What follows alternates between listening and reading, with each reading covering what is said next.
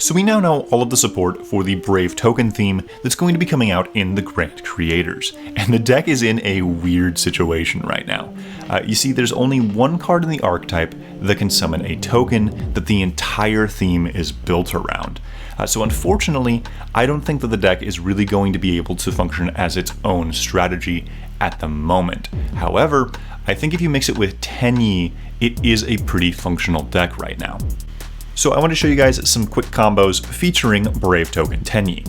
So our first combo, you just need the token spawner, which is called Rite of Armesia, and Vessel of the Dragon Cycle. So we're going to start things off by activating Rite of Armesia. This will give us our Brave token, but it will also give us Journey of Destiny.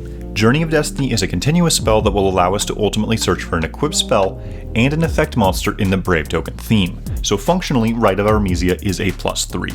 Next, we're going to activate Vessel of the Dragon Cycle and send from deck Mari Mari. Then, because we control a non-effect monster in the form of our Brave token, we're able to grab a Tenyi monster from deck. We'll grab Ashana. We'll special summon our Tenyi monster from hand, and this will trigger the effect of Journey of Destiny, allowing us to add from deck to hand our Dracoback Steeds. Then we'll use our second effect of Journey of Destiny to add our Griffin Rider to hand, discarding Dracoback Steeds. This will trigger the effect of Dracoback Steeds to equip to our Brave token, and we'll use the effect of Griffin to special summon itself.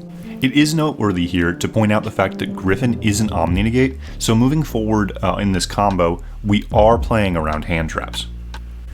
We'll link off into the Link 1 Tenyi monster and then use Ashana's Graveyard effect in order to summon the Tuner Tenyi monster from deck. Then we'll go into Shaman of the Tenyi and use the Tuner's effect in the Graveyard to add Ashana back to hand. This will give us a discard for Shaman so that we can bring back a Worm monster in our grave. You actually have a lot of different choices here depending on whatever you send off of Vessel of the Dragon Souls. In this case, we sent Mari Mari, so we're going to end on the Link 4 and another copy of Shaman underneath it. This is a pretty good end board to use with the Brave token, since the Link 4 Tenyi does have an effect that combos very well with the token. But regardless of however you end this, you are going to have the Omni Negate with Griffin and the Ashana ready for next turn. Alternatively, if you sent the Sword Soul monster Taiye off of Vessel of the Dragon Cycle, you can go into Draco Berserker of the Tenyi. This combo is particularly good because whenever your Taiye is used for your Synchro Summon, you are able to send a Tenyi monster to the graveyard to add an extra layer of protection. You do also have the option of going into the level 8 Synchro monster for Sword Souls. Do know, however, because you use the effect of Shaman earlier in the turn, you won't be able to gain its search effect, so it will just be a blanket monster negator starting on your opponent's next turn.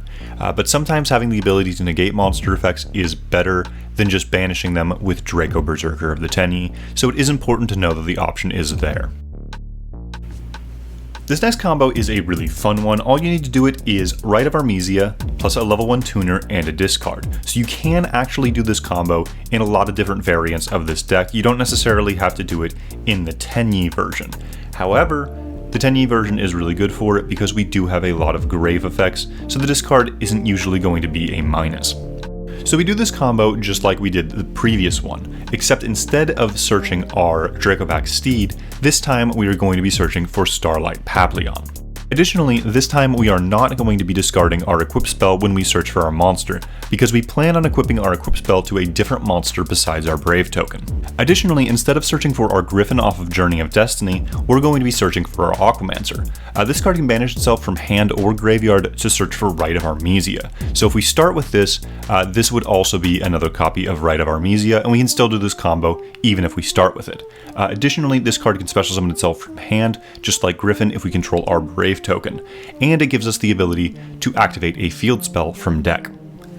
We're going to activate Woods of Lost Flowers from our deck, and then we're going to Synchro Summon into Herald of the Arclight. Then we're going to equip our Herald of the Arclight with Starlight Papillon. What this does is it makes Herald of the Arclight unaffected by activated card effects of our opponent, and because of the effect of Journey of Destiny, it can't be destroyed by battle once per turn. On top of that, if we do use its effect to negate a card effect by attributing itself, our Starlight Papillon will re-equip to our Brave token, thereby making the Brave token unaffected by activated monster effects as well.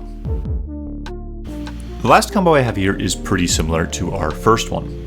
In order to do it, you're going to need Rite of Armesia, Ashana, and then either your Tuner or Vishuddha, which is the other level 7. It is worth noting that you need to be careful about how you organize things in this deck. Your Tenyi monsters can't be summoned if you control an effect monster. On top of that, you want to summon Griffin as early as possible in order to prevent your opponent from hand trapping you. And after you use the effect of Ashana, you won't be able to summon anything but worms, so you do need to be very careful about how you organize and when you summon things. Here we summon Griffin as our 5th summon in order to ensure that our opponent cannot Nibiru us, and before we start going into our bigger plays. Now what we're going to do is we're going to Synchro Summon into the Sword Soul Synchro Monster. On summon, this card will allow us to search for any Sword Soul card. However, we cannot search for the normal summons, because Rite of Armesia does have a condition to it that prevents us from using the effects of monsters that were not special summoned. So instead, we are going to search for our level 6 Sword Soul monster. What this card does is it allows us to discard a worm monster from hand in order to special summon itself, and then it generates a level 4 token that is a tuner. This allows us to go into our level 10 Sword Soul Synchro monster. This card is non-targeting removal for our opponent's field and graveyard via banishing. Additionally, it burns our opponent for 1200 when it's used as a Synchro Summon, which is important because time rules are stupid. Ultimately, this gives us 2 negates, a banish from our opponent's field and graveyard, as well as 2 Tenyis in graveyard ready for next turn and a semi-protected Brave token. Alternatively, you do also have the ability to search for Sword Soul Sudden Shift off of your level 8 Sword Soul Synchro monster instead of searching for the level 6 Sword Soul. This card is an Icarus attack for worms. It lets you destroy one of your worm monsters in order to destroy 2 cards your opponent controls. This is particularly good if you have the Water Tenyi monster in graveyard, since you can pop one of your vanillas in order to ultimately end up popping 3 of your opponent's cards. Now, if you're interested in seeing a deck profile for Brave Token Tenyis and you are not yet subscribed to the channel, consider doing so. I'm planning on having that out as the next video, and it should be coming out very shortly.